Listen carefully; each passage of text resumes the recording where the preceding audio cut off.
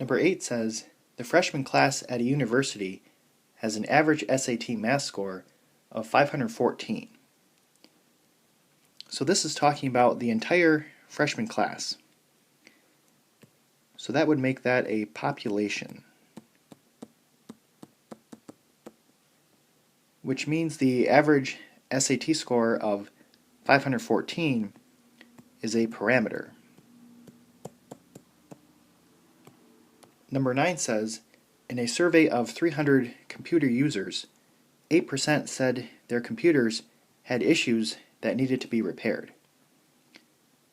So this is a survey of 300 computer users.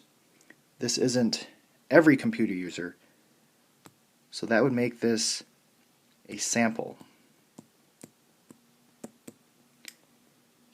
which makes the 8% a statistic.